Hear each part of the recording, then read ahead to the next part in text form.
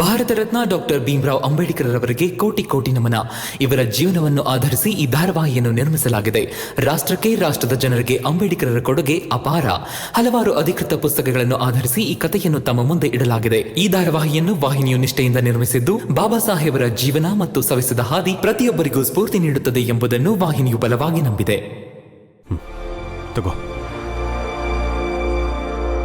ತಗೊಳಪ್ಪ, ಇನ್ನೊಂದು ಹೊಸ ನಾಟಕ ಶುರು ಆಯ್ತು.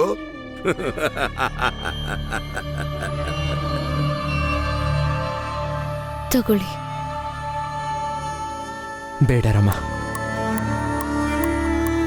ಇವತ್ತೇನಾಗುತ್ತೋ ಗೊತ್ತಿಲ್ಲ. ಗೆಲ್ತೀನೋ ಸೋಲ್ತೀನೋ ಏನೂ ಗೊತ್ತಿಲ್ಲ. ಅದಕ್ಕೆ ನಾನು ಈ ಕೋಟನ್ನು ಧರಿಸಿ ನಿನ್ನ ಮತ್ತು ಅಪ್ಪನ ವಿಶ್ವಾಸನ ಕಳ್ಕೊಳ್ಳೋದಕ್ಕೆ ಇಷ್ಟಪಡಲ್ಲ. ವಿಶ್ವಾಸ ಕಳ್ಕೋಬೇಡಿ, ನೀವು ಹಾಕೊಳ್ಳಿ.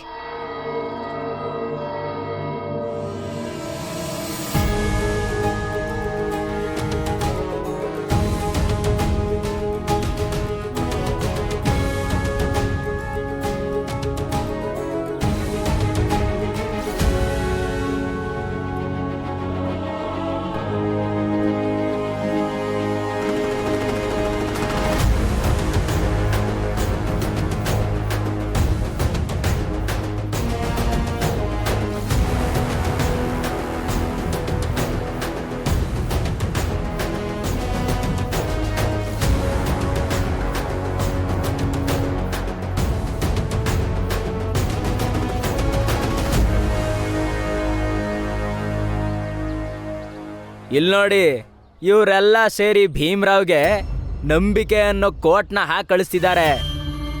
ಆದರೆ ಇವನು ವಾಪಸ್ ಮನೆಗೆ ಸೋತ್ಕೊಂಡು ಬರ್ತಾನಲ್ಲ, ಆಗ ಇವ್ರ ನಂಬಿಕೆನೂ ಸೋತಿರುತ್ತೆ. ಸರಿಯಾಗಿ ಹೇಳಿದೆ ಮುಂಚೆ ನೀನು. ಭೀಮರಾವ್, ನೀನ್ ವಾಪಸ್ ಬರೋ ಹೊತ್ತಿಗೆ ಸರಿಯಾಗಿ ನೀನ್ ಕ್ಷಮೆ ಕೇಳೋ ವೇದಿಕೆನ ಸಂಪೂರ್ಣವಾಗಿ ಸೃಷ್ಟಿ ಮಾಡಿರ್ತೀನಿ. ಈಗ ಹೋಗಪ್ಪ, ಬೇಗ ಸೋತೋಗ್ಬಿಟ್ಟು ವಾಪಸ್ ಬಂದ್ಬಿಡು. ಆ ಕೇಸ್ ಜೊತೆಗೆ ಇವ್ರೇನೋ ನಿನ್ಗೆ ಗೆಲುವಿನ ನಂಬಿಕೆ ಕೊಡ್ತಾ ಇದಾರಲ್ಲ, ಇವ್ರ ವಿಶ್ವಾಸನೂ ಸೋಲ್ಸು.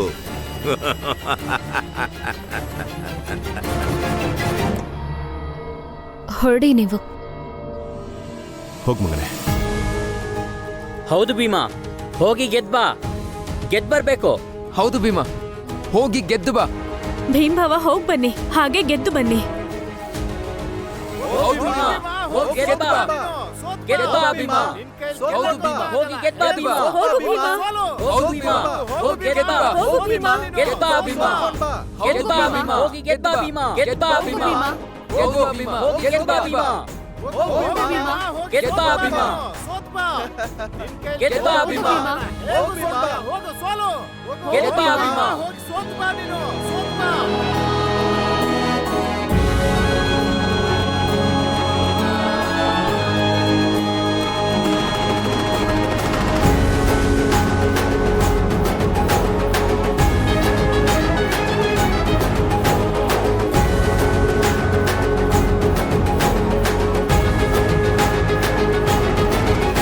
ಇಲ್ಲಿಂದ ದೂರ ಕರ್ಕೊಂಡೋಗಿ ಆ ಪೂರ್ಣನ ಖಂಡಿತ ಎನ್ಕೌಂಟರ್ ಮಾಡ್ತೀನಿ.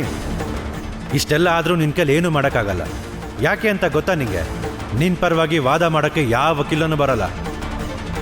ನಿನ್ನ ಆಟ ಎಲ್ಲ ಇವತ್ತು ರಾತ್ರಿಗೆ ಮುಗಿಯುತ್ತೆ. ನೀನ್ ಯಾವಾಗ ಕ್ಷಮೆ ಕೇಳ್ತೀಯ ಅನ್ನೋ ದಿನ ಹೇಳ್ಬಿಡು ಸಾಕು. ನಾನ್ ನಿನ್ಗಾಗಿ ಒಂದು ಅದ್ಭುತವಾದ ವಿಶಾಲವಾದ ವೇದಿಕೆನ ಸೃಷ್ಟಿ ಮಾಡ್ಬಿಡ್ತೀನಿ. ಜನರನ್ನು ಕರೆಸ್ತೀನಿ. ಆಮೇಲೆ ನೀನ್ ಅವರೆಲ್ಲರ ಮುಂದೆ ಕೈ ಮುಕ್ಕೊಂಡು ನಮ್ರತೆಯಿಂದ ಇಲ್ಲಿವರೆಗೂ ನನ್ನ ವಿರುದ್ಧ ನೀನೇನೇನ್ ಮಾಡಿದ್ಯೋ ಅದೆಲ್ಲದಕ್ಕೂ ನೀನು ಕ್ಷಮೆ ಕೇಳ್ತೀಯ.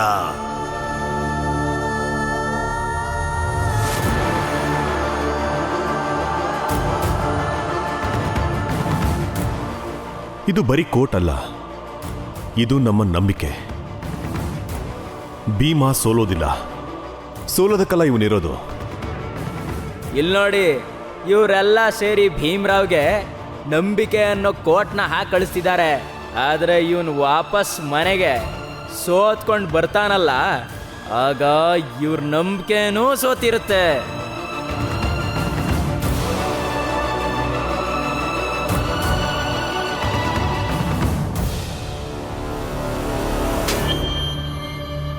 ಏನ್ ಕೆಲಸ ಮಾಡಿದ್ಯೋ?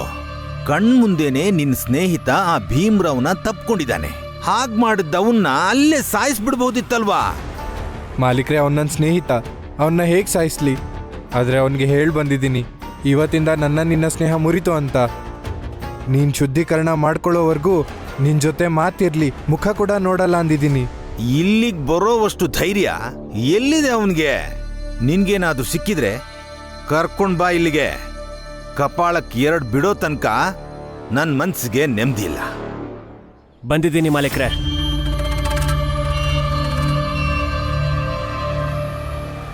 ಹೊಡೀರಿ ನೋಡೋಣ. ಹೊಡಿಯಕ್ ನಾನ್ ಬಿಡ್ತೀನಿ ಅನ್ಕೊಂಡಿದ್ದೀರಾ? ತೊಲ್ಗೋ ಇಲ್ಲಿಂದ. ನಿನ್ಗೆ ನನ್ನ ಆಫೀಸಲ್ಲಿ ಇನ್ನು ಮುಂದೆ ಕೆಲಸ ಇಲ್ಲ. ತಿಂಗಳು ಕೊನೆಯಲ್ಲಿದ್ದೀವಿ. ನನ್ನ ಸಂಬಳ ಕೊಡಿ, ನಾನು ಹೊರಟೋಗ್ತೀನಿ.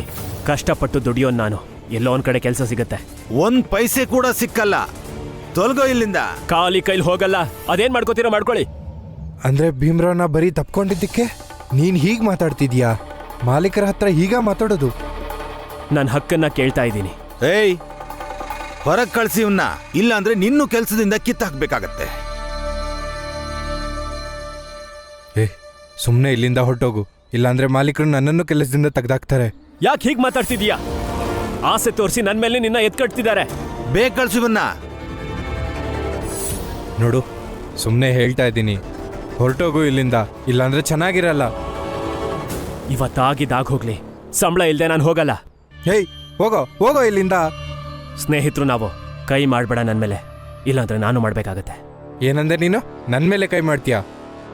ಹೊಡಿಯೋ ನೋಡೋಣ.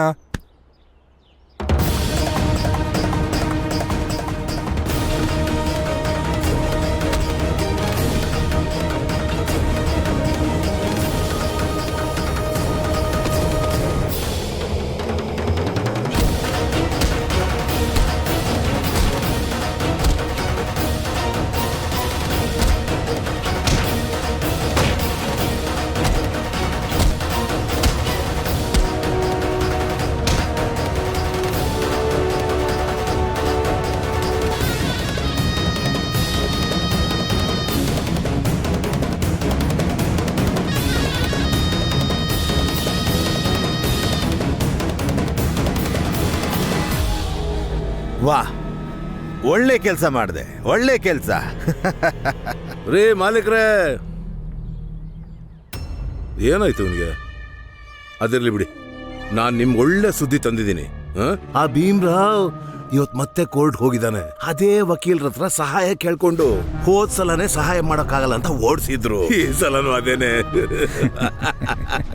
ಒಂದ್ ಕೆಲಸ ಮಾಡೋಣ ಮಾಲೀಕ್ರೆ, ನಾವು ಕೋರ್ಟ್ ಹತ್ರ ಹೋಗೋಣ, ತಮಾಷೆ ನೋಡೋಣ. ಆ ಭೀಮ್ರಾವ್ ಕಾಲಿಗೆ ಬಿದ್ದು ಬೇಡ್ಕೊಳ್ಳೋದನ್ನ ಕಣ್ಣಲ್ಲಿ ನೋಡೋಣ, ಬನ್ನಿ. ಇವನ್ ಸ್ಥಿತಿ ನೋಡಿ. ಭೀಮ್ರಾವ್ ಪರ ಮಾತಾಡ್ತಿದ್ದ, ನಿನ್ನೆ ತಪ್ಕೊಂಡು ಮುದ್ದಾಡಿ ಬಂದಿದ್ದ, ಹೋದಕ್ ಹೊಡೆದ್ ಮಲಗಿಸಿದ್ದೀವಿ. ಆಗ ಈಗ ಅರ್ಥ ಆಯ್ತು ಮಾಲೀಕ್ರೆ, ಪ್ರತಿಯೊಂದು ಅರ್ಥ ಆಗೋಯ್ತು.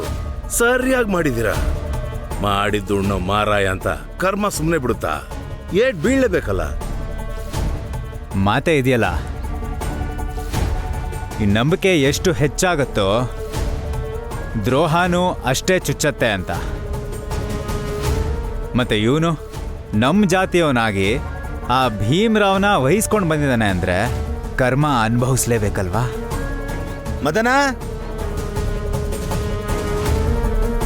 ನೀವಿಬ್ರು ಇವನ್ನ ಎತ್ಕೊಂಡು ಹೊರಗೆ ಬಿಸಾಡಿ.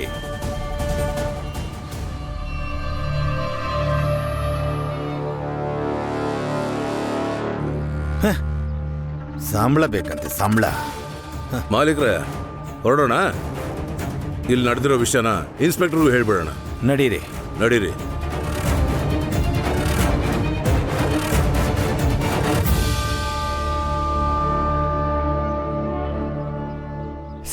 ಸರ್ ನನಗೆ ವಕೀಲರ ಸಹಾಯ ಬೇಕಿದೆ. ಸರ್ ನನಗೆ ಸಹಾಯ ಬೇಕಿದೆ. ಸರ್ ನನಗೆ ನಿಮ್ಮಿಂದ ಸಹಾಯ ಆಗಬೇಕು. ಯಾರಾದರೂ ಸರಿ, ದಯವಿಟ್ಟು ಸಹಾಯ ಮಾಡಿ ಸರ್ ಪ್ಲೀಸ್ ಸರ್, ನೀವಾದರೂ ಅರ್ಥ ಮಾಡ್ಕೊಳ್ಳಿ ಸರ್. ನನಗೆ ಸಹಾಯದ ಅವಶ್ಯಕತೆ ತುಂಬ ಇದೆ. ದಯವಿಟ್ಟು ನನ್ನ ಮಾತನ್ನು ಕೇಳಿ ಸರ್. ಸರ್ ಸರ್ ಸರ್ ನೀವು ವಕೀಲರಲ್ವಾ? ದಯವಿಟ್ಟು ಸರ್ ನನಗೆ ಸಹಾಯ ಮಾಡಿ ಪ್ಲೀಸ್. ಸರ್ ನಾನು ಮತ್ತೆ ಕೈ ಮುಗಿದು ಕೇಳ್ಕೊತಾ ಇದ್ದೀನಿ, ನನಗೆ ಸಹಾಯದ ಅವಶ್ಯಕತೆ ಇದೆ, ದಯವಿಟ್ಟು. ಏನ್ ನಾಟಕ ಆಡ್ತಿದ್ಯಾ? ನೆನ್ನೆನೆ ಹೇಳಿದ್ವಿ ಅಲ್ವಾ, ನಿನಗೆ ಸಹಾಯ ಮಾಡೋಕ್ಕಾಗಲ್ಲ ಅಂತ? ಅರ್ಥ ಆಗಲ್ವಾ ನಿಂಗೆ? ಸುಮ್ಮನೆ ದಾರಿ ಬಿಡು. ಸರ್ ನನ್ನ ಪರಿಸ್ಥಿತಿ ನಿಮ್ಗೆ ಅರ್ಥ ಆಗ್ತಾ ಇಲ್ಲ ಸರ್, ದಯವಿಟ್ಟು ಸಹಾಯ ಮಾಡಿ.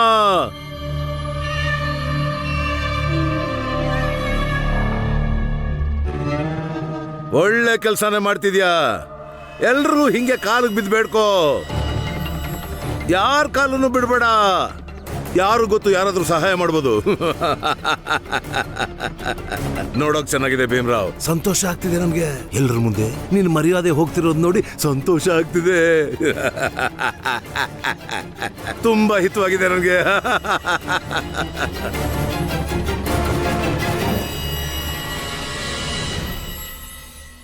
ನೀನ್ ಹೀಗೆ ಎಲ್ಲರ ಹತ್ರ ಸಹಾಯ ಕೇಳ್ತಾ ಇರು. ನಾವಿಲ್ಲೇ ನಿಂತ್ಕೊಂಡು ಈ ಸಿಹಿನ ನಾವು ತಿನ್ಕೊಂಡು ನಿನ್ನ ಅದ್ಭುತ ನಾಟಕನ ನೋಡ್ಕೊಂಡು ಆನಂದ ಪಡ್ತೀವಿ ಅಲ್ವಾ ಮಾಲೀಕ್ರೆ? ಏಯ್, ವಕೀಲರಿಗೆಲ್ಲ ಸಿಹಿ ಹಂಚ್ರು.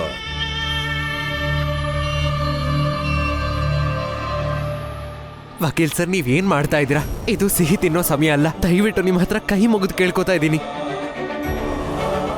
ಸರ್. ಸರ್ ನೀವಾದ್ರೂ ನನ್ನ ಮಾತನ್ನು ಕೇಳಿ ಸರ್. ಸರ್ ಇದು ಸಿಹಿ ತಿನ್ನೋ ಸಮಯ ಅಲ್ಲ ಸರ್. ಪ್ಲೀಸ್ ನನ್ನ ಮಾತನ್ನ ಅರ್ಥ ಮಾಡ್ಕೊಳ್ಳಿ. ಸ್ವಲ್ಪನಾದ್ರೂ ಕರುಣೆ ತೋರಿಸಿ ಸರ್. ನೀವು ದೊಡ್ಡ ವಕೀಲರಲ್ವಾ? ದಯವಿಟ್ಟು ಬೇರೆ ಯಾರನ್ನಾದ್ರೂ ನೋಡ್ಕೋ ಹೋಗು. ನೀವೆಲ್ಲರೂ ಆರಾಮಾಗಿ ಲಾಡು ತಿನ್ನಿ. ಯಾಕೆ ಈ ವ್ಯಕ್ತಿ ಮಾತಿಗೆ ತಲೆ ಕೆಡಿಸ್ಕೋತೀರಾ? ತಿನ್ನಿ ತಿನ್ನಿ.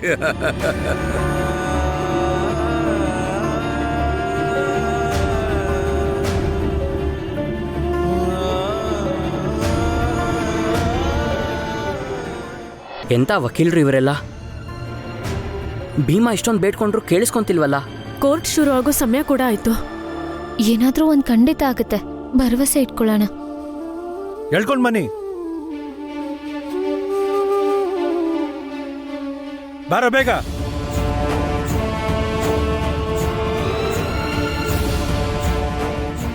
ಕರ್ಕೊಂಡು ನಡೀರಿ ಒಳಗೆ.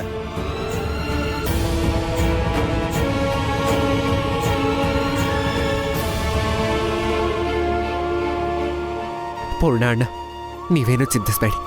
ನಾನು ಹೋರಾಡ್ತೀನಿ ನಿಮಗೋಸ್ಕರ. ನನ್ನ ಕೊನೆ ಉಸಿರಿರೋ ತನಕ ಹೋರಾಡ್ತೀನಿ. ನಿಮಗೆ ನ್ಯಾಯ ಸಿಗೋ ಥರ ಮಾಡ್ತೀನಿ. ಈ ವಕೀಲರ ಹತ್ರ ಸಹಾಯ ಮಾಡಿ ಅಂತಾನು ಕೇಳ್ಕೊತೀನಿ. ನೀವೇನು ಚಿಂತಿಸ್ಬೇಡಿ. ಏನ್ ಪೂರ್ಣ, ಚಿಂತಿಸ್ಬೇಡ. ನಿನ್ನ ಮತ್ತೆ ನಿನ್ನಂಥವ್ರ ಬಗ್ಗೆ ಚಿಂತೆ ಮಾಡೋದೇ ತಪ್ಪು. ಅಲ್ಲದೆ ನಿನ್ನ ಈ ಭೀಮರಾವ್ ಅಂಬೇಡ್ಕರ್ ಸಾಹೇಬ್ರಿಗೆ ಇಲ್ಲಿರೋ ಯಾವ ವಕೀಲರು ಸಹಾಯ ಮಾಡೋದಕ್ಕೆ ಒಪ್ಕೊಳ್ತಾನೆ ಇಲ್ಲ.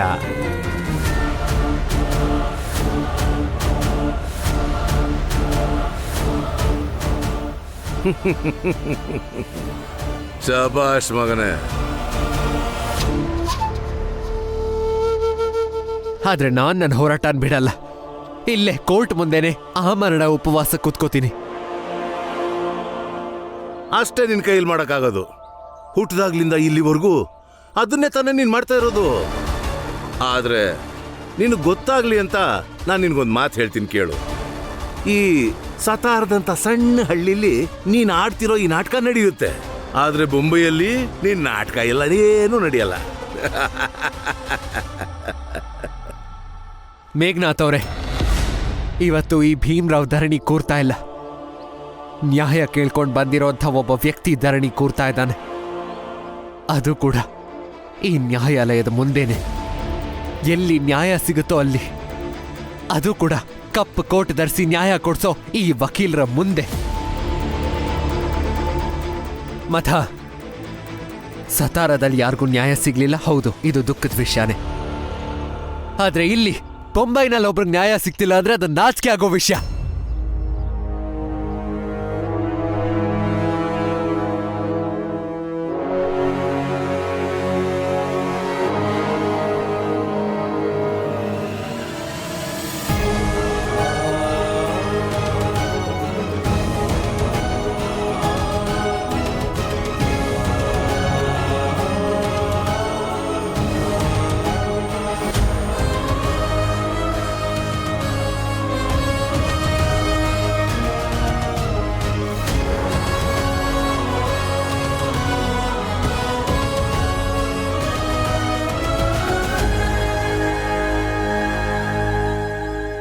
ಏನ್ರಪ್ಪ ಇಲ್ಲಿ ಯಾರು ಇಲ್ವಾ?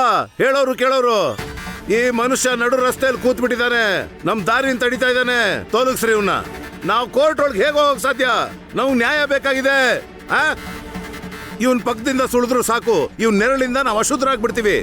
ಅರ್ಥ ಆಗ್ತಿದ್ಯಾ ಇಲ್ವಾ ನಿಮ್ಗೆಲ್ಲ? ಇದನ್ನ ತಡ್ಕೊಳಕ್ ಆಗಲ್ಲ. ಮಿತಿ ಮೀರ್ತಿದ್ದಾನೆ ಇವನು. ನ್ಯಾಯಾಲಯದ ಮುಂದೆನೆ, ಎಲ್ಲ ವಕೀಲರ ಮುಂದೆ ಈ ಸಾಧಾರಣ ವ್ಯಕ್ತಿ ನಮ್ಮನ್ನ ತಡಿತಾ ಇದ್ದಾನೆ. ಆದ್ರೆ ನೀವೆಲ್ಲರೂ ಈ ನಾಟಕ ನೋಡ್ಕೊಂಡು ನಿಂತಿದ್ದೀರಾ. ಈ ತಮಾಷೆ ನೋಡೋದ್ ಬಿಟ್ಟು ಓಡಿಸಿ ಇವನ್ನ ಇಲ್ಲಿಂದ, ಬೀದಿಗೆ ಸಿರಿ ಇವನ್ನ.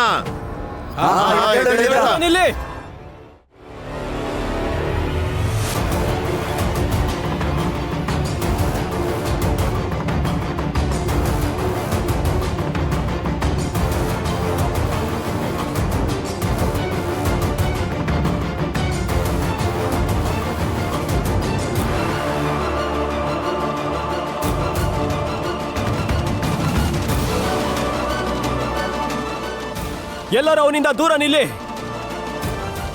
ಯಾರಾದ್ರೂ ಮುಂದೆ ಬಂದ್ರೆ ಗುಂಡು ಹಾರಿಸ್ತೀನಿ.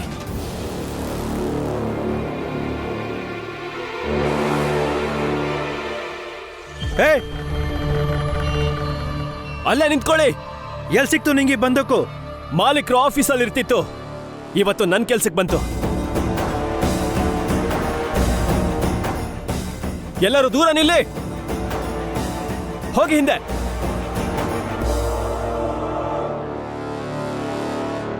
ಯಾರು ಭೀಮನ್ ಹತ್ರನೂ ಬರೋ ಹಾಗಿಲ್ಲ.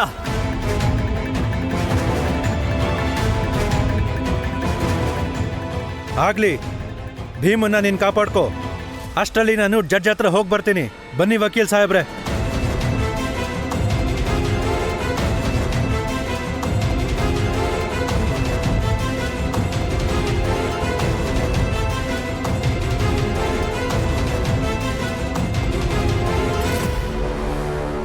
ಇವತ್ತು ಅಕಸ್ಮಾತ್ ಪೂರ್ಣ ಅವರನ್ನ ಬೊಂಬೈನಿಂದ ಹೊರಗೆ ಕರ್ಕೊಂಡು ಹೋಗೋ ಆದೇಶ ಬಂದ್ರೆ ಅದು ನಿಮ್ಮೆಲ್ಲರ ಸೋಲಾಗುತ್ತೆ.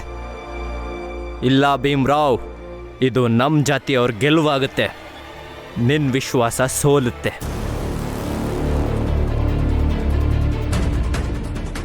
ನೋಡಿ,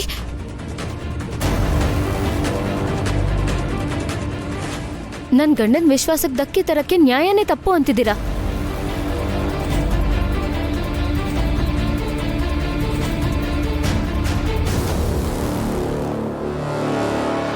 ನೋಡಿ ಸಾಹೇಬ್ರೆ, ನಾವೆಲ್ಲ ನಿಮಗೆ ಕೈ ಮುಗಿದು ಕೇಳ್ಕೊಳ್ತೀವಿ, ನಮಗೆ ಸಹಾಯ ಮಾಡಿ. ಹೌದು, ದಯವಿಟ್ಟು ಸಹಾಯ ಮಾಡಿ. ದಯವಿಟ್ಟು ಸಹಾಯ ಮಾಡಿ. ದಯವಿಟ್ಟು ಸಹಾಯ ಮಾಡಿ. ನೋಡಿ ರಾಮ್ಜಿ, ಇದು ಬರೀ ನ್ಯಾಯಕ್ಕಾಗಿ ಹೋರಾಟ ಅಲ್ಲ. ಈ ಹೋರಾಟ ನಮ್ಮ ಜಾತಿ ಹಾಗೂ ನಮ್ಮ ಸ್ವಾಭಿಮಾನದ ಹೋರಾಟ. ನೋಡಿ, ವಿಷಯ ಸ್ವಾಭಿಮಾನ ಅಂತ ಬಂದಾಗ ಗೆಲ್ಲೋದು ತುಂಬಾ ಅನಿವಾರ್ಯ ಆಗುತ್ತೆ.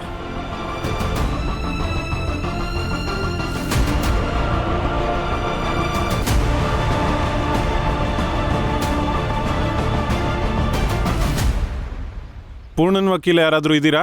ಯಾರಾದರೂ ಇದ್ರೆ ಕೋರ್ಟ್ ಒಳಗೆ ಬೇಗ ಬನ್ನಿ.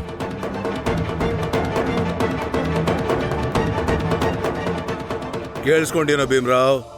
ಅವನು ಏನ್ ಹೇಳ್ಬಿಟ್ಟು ಹೋದ ಅಂತ. ಅವನು ಕೊನೆಯದಾಗಿ ಇನ್ನೊಂದ್ಸಲ ಬರ್ತಾನೆ. ಪೂರ್ಣನ್ ಕಡೆ ವಕೀಲರು ಯಾರಾದ್ರೂ ಇಲ್ಲಿ ಇದ್ದೀರಾ ಅಥವಾ ಇಲ್ವಾ ಅಂತ ಕೇಳ್ತಾನೆ. ಒಂದು ವೇಳೆ ಅವನಿಗೆ ಸರಿಯಾದ ಉತ್ತರ ಸಿಕ್ಲಿಲ್ಲ ಅಂದ್ರೆ ಅಲ್ಲಿಗೆ ನಿನ್ನ ನಾಟಕ ಮುಗೀತು. ಸೋಲೋದಿಕ್ ಸಿದ್ಧವಾಗಿರು. ಮತ್ತಿನ್ನೊಂದು ಮಾತು, ನಾನು ನೀನ್ ಕ್ಷಮೆ ಕೇಳೋ ಕಾರ್ಯಕ್ರಮಕ್ಕೆ ಎಲ್ಲ ಸಿದ್ಧತೆಗಳು ಮಾಡ್ಬಿಟ್ಟಿದ್ದೀನಿ. ನೀನು ಬರೀ ಅಲ್ಲಿಗೆ ಬರೋದೊಂದೇ ಬಾಕಿ ಅಷ್ಟೇ. ಏ ಭೀಮಾ, ನಿನ್ನ ನಾಟಕ ಜಾಸ್ತಿ ಆಯ್ತು. ಈ ಕೋರ್ಟ್ ಗೇಟ್ ಎಲ್ಲ ಬಿಚ್ಚಿ ಈಗಲೇ ಬಂದು ಕ್ಷಮೆ ಕೇಳೋ.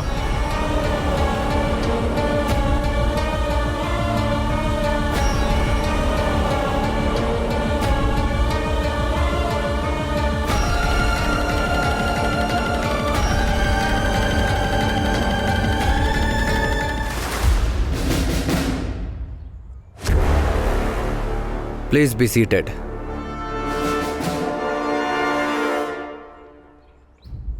ಡಿಫೆನ್ಸ್ ಪರವಾಗಿ ವಕೀಲರಲ್ಲಿ? ಸರ್, ಯಾವುದೇ ಡಿಫೆನ್ಸ್ ಇಲ್ಲ. ಸರ್ಕಾರದ ಕಡೆಯಿಂದ ನಿಮ್ಗೆ ಯಾರಾದರೂ ವಕೀಲರು ಬೇಕಿದೆಯಾ?